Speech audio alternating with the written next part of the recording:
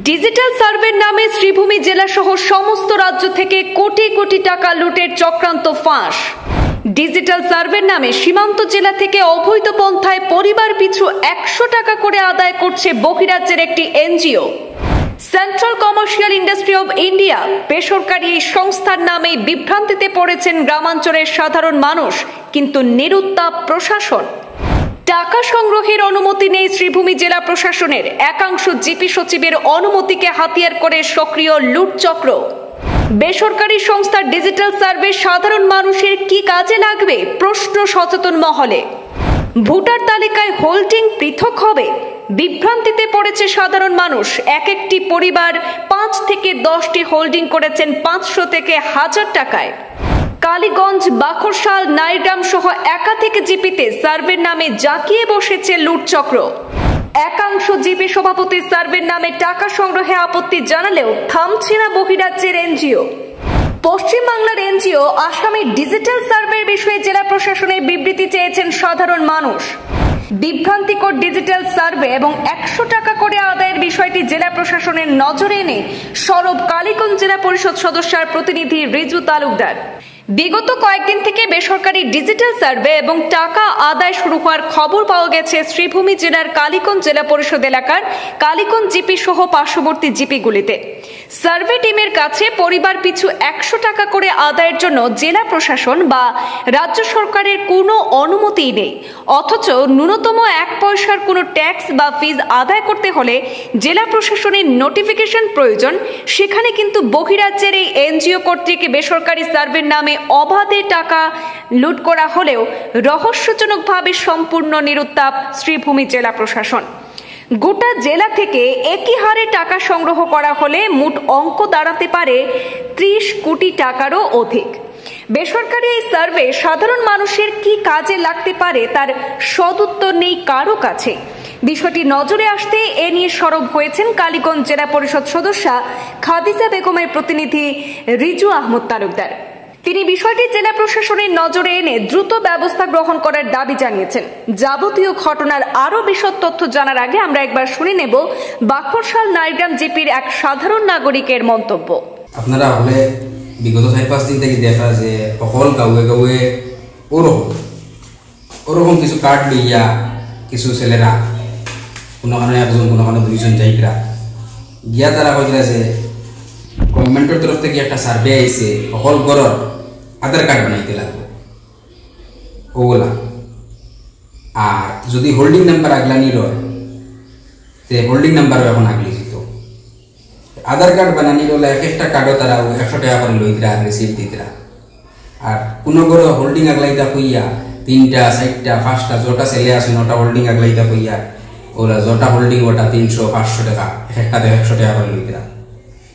তো আমরা ওখানে রেসিপ্টও একটু ফড়িয়ে উড়িয়ে যখন দেখলাম যে কার্ডও ঠিক আছে, গভর্নমেন্টও ভাষা আমারও কিতা কিতা লেখছেন তারা ডিজিটাল অফ ইন্ডিয়া, কিন্তু তারা যে সার্ভে করে তারা দেখি আর central commercial industry of India এগুলো কিতা জিনিস যখন আমরা জানতে চাইলাম দেখি সাইয়া এগুলো তো কলকাতা বেজ এগুলো প্রাইভেট এনজিও।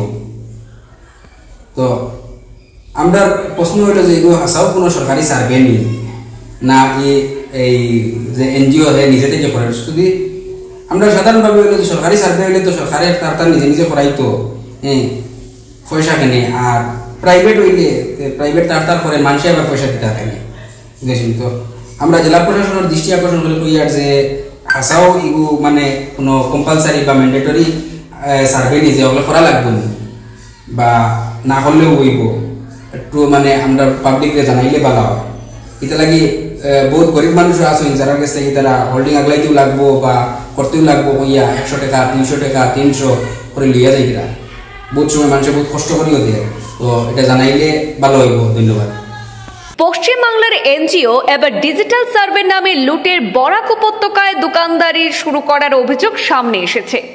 কি কাজে লাগবে বেসরকারি এই ডিজিটাল সার্ভের কাজ এর ন্যূনতম ধারণা নেই গ্রামাঞ্চলের সাধারণ মানুষের।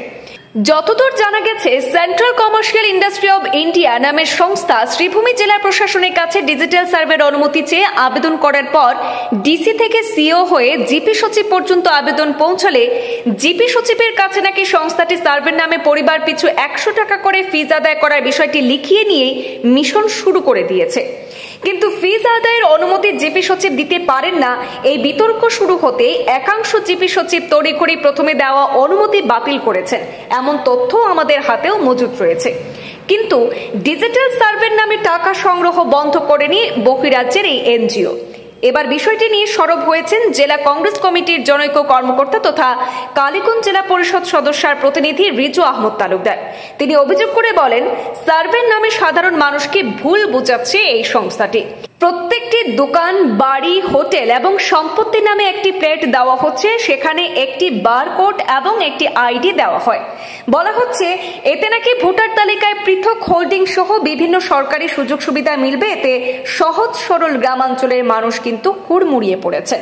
কারো পরিবারে যতজন সদস্য রয়েছেন প্রত্যেকের নামে 100 টাকা করে ফিস দিয়ে প্লট সংগ্রহ করছেন, প্লেটগুলি সংগ্রহ করতে দেখা যাচ্ছে। আর এই সংস্থাটি এক একটি পরিবার থেকে শুধু 100 টাকা নয়, 500 থেকে 1000 টাকা পর্যন্ত সংগ্রহ করছে, অথচ এই সরকারি সার্ভের কোনো ভিত্তি নেই। এই সার্ভে মানুষের কাজে লাগার কোনো নিশ্চয়তাই নেই। অনতিবিলম্বে বিষয়টিতে হস্তক্ষেপ করে সাধারণ মানুষকে লুটচক্রের কবল থেকে রক্ষা করতে জেলা প্রশাসনের আশু হস্তক্ষেপ কামনা করা হয়েছে। বেসরকারি সংস্থা central commercial industry of India ইতিমধ্যে আমার করিমগঞ্জ জেলার বিভিন্ন গ্রামাঞ্চলে ডিজিটাল সার্ভে নামে তারা সার্ভে শুরু করেছে এবং ডোর টু ডোর দিয়ে সার্ভে করছে। কিন্তু দেখা গেছে এই সার্ভের সঙ্গে যারা প্রত্যেকটা ব্লক থেকে হাউসহোল্ড রিয়াকশনে আবার কালেকশন করে, সেই কালেকশনটা পূর্ণ হয়ে গেছে। আমি একটা এনজিও মানুষের কাছ থেকে সরকারকে জানিয়ে টাকা কালেকশন করতে পারে, কিন্তু টাকাটা কালেকশন দেয়নি ভাবে ডিসির কোনো পারমিশনে, ডিসির কোনো অর্ডার নেই এই টাকাটা দিতে হবে। কিন্তু তারা প্রত্যেকটা জিপি সেক্রেটারির কাছ থেকে বিশেষভাবে জিপি সেক্রেটারিকে কিভাবে কি বলে কি চিঠি দেখিয়ে তারা একটা মানে অর্ডার নিয়েছে যে 100 টাকা কালেকশন করতে হবে, মানুষ তাদেরকে 100 টাকা দিতে হবে, এজন্য একটা অর্ডার দিয়েছে। পুরো করিমগঞ্জ ডিস্ট্রিক্টের কয়েকটি জায়গায় ইস্যু হয়েছে, আমি জেনেছি। আমার কালীগঞ্জ জেলা পরিষদের অন্তর্গত কালীগঞ্জ জিপিতে এজন্য একটা সিটি ইস্যু হয়েছে এবং বাকশালী একজন জিপিতে হয়েছে, আরো অনেক জিপি আমি পেয়েছি। মানে কিন্তু দেখা যাচ্ছে কালীগঞ্জ জিপি বেশ কয়েকটি ওয়ার্ডে ইতিমধ্যে তারা সার্ভে করেছে এবং 100 টাকা করে কয়েক লক্ষ টাকা কালেকশন করেছে। মানে বেশ কয়েকটি হোল্ডিং মানে হাউসহোল্ড তারা মানে সার্ভে করেছে, সেটা সেই সার্ভের টাকাগুলো 100 টাকা করে দেওয়ার কথা কোনো ডিসি বলেনি। ডিসি সেক্রেটারি বলতে পারে না যে আপনারা একটা এনজিও সার্ভে করবে 100 টাকা করে দিতে হবে। যদি 1 টাকা দিতে হয় জেলা জনগণের কাছে তাহলে ডিসি জানতে হবে, ডিসির একটা অর্ডার লাগবে।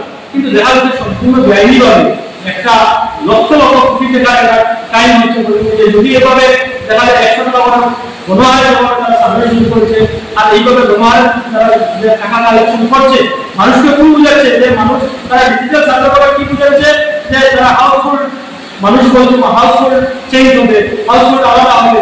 গ্রামের মানুষের মধ্যে এর অতীতের সার্ভে থেকে একটা অভিজ্ঞতা হয়েছে যে বিভিন্ন সার্ভের মাধ্যমে হাউসহোল্ড চেঞ্জ হয়। এভাবে ভুল বুঝিয়ে মানুষ সার্ভে যখন নাম শুনেছে মানুষ একটি করে 5টি আলাদা মানে কার্ড দিচ্ছে, আলাদা সার্ভে করাচ্ছে।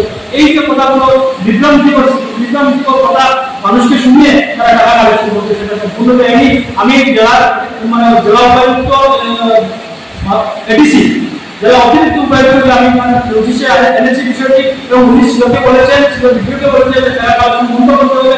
ইতিমধ্যে অনেক ডিসি সেক্রেটারি সেটা বন্ধ করার জন্য আবার তাদের পুরাতন অর্ডার বাতিল করে আরেকটা নোটিশ দিয়েছে, কিন্তু সেই নোটিশটা বার্তা না দিয়ে তারা বিভিন্নভাবে কালেকশন করে বেড়াচ্ছে। আগের যে অর্ডার যেটা সেটা থেকে আমি মানে পুরো জেলার মানুষ আমি সচেতন থাকতে অনুরোধ করবো, যদি এনজি সার্ভে করে তাহলে বিনা পয়সায় সার্ভে করতে হবে।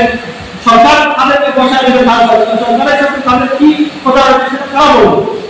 মানুষকে পয়সা দেওয়ার জন্য কোনো সেক্রেটারি অর্ডার দিতে পারে না, সেটা একটা ক্রাইম। আমি মনে করি জেলা শাসক সেটা একটা উপযুক্ত তদন্ত করা হোক, ম্যাজিস্ট্রেট পর্যায়ে তদন্ত এবং যারা ক্রিমিনাল তাদের বিরুদ্ধে অ্যাকশন নেওয়া হোক। কারণ এই অন্যায় প্রতিবাদ করে লক্ষ লক্ষ কোটি কোটি টাকা ক্রাইম হচ্ছে, সেই ক্রাইম হতে পারে না।